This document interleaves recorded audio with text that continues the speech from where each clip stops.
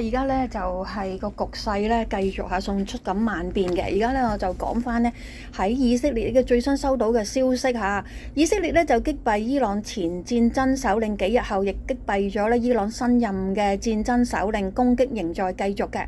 咁講呢個嘅係叫做阿里沙德馬尼領導人啊，最親密嘅顧問啊，咁樣就話咧，據報道啊，伊朗空軍咧喺德黑蘭、納坦茲同其他地方已經發動咗襲擊啦，走唔走得切呢啲人嚇？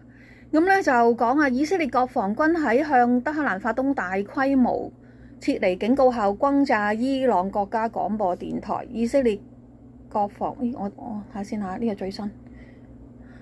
好啦，德黑蘭發生大規模爆炸，以色列表示伊朗軍事領導人正在逃亡嚇，咁亦都咧俾發布咗咧佢嗰個嘅衛星圖片嘅顯示，呢個炸毀咗呢個嘅秘密中心，就殺死咗伊朗新任最高軍事指揮官，準備擊斃餘下嘅軍官。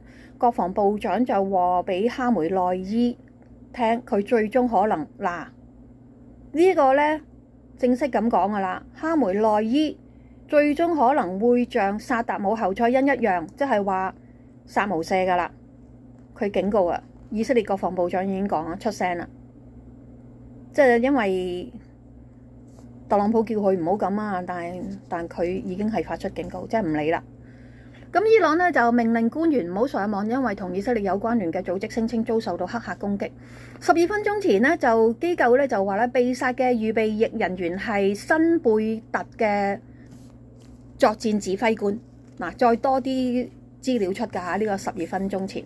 16分鐘前呢，就話約旦國王呢就同歐盟講啊，就話以色列對伊朗嘅攻擊威脅到所有人，就出聲啦。你搞佢搞所有人喎。好，17分鐘前呢，就話準備，係咪有啲最新啊？不斷咁更新嘅，因為而家我呢個嘅消息嚇係 OK。喂，我讀到最緊張嘅時候，伊朗飛彈上襲擊以色列，我出翻去先嚇。最緊張嘅時候 OK。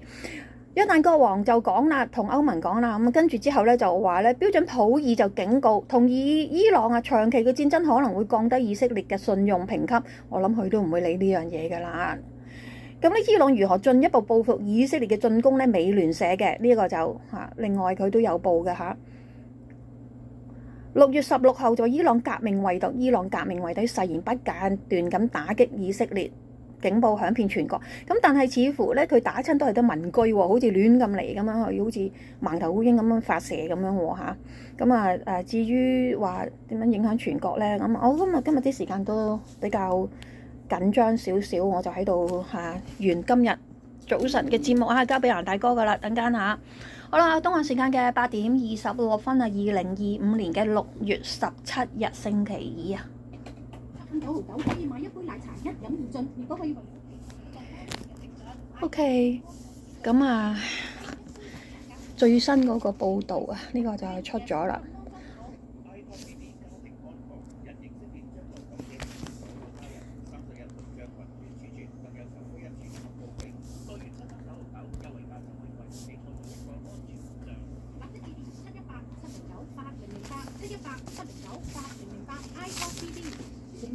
位於帕拉盛山52號王子街經名家設計精心打造。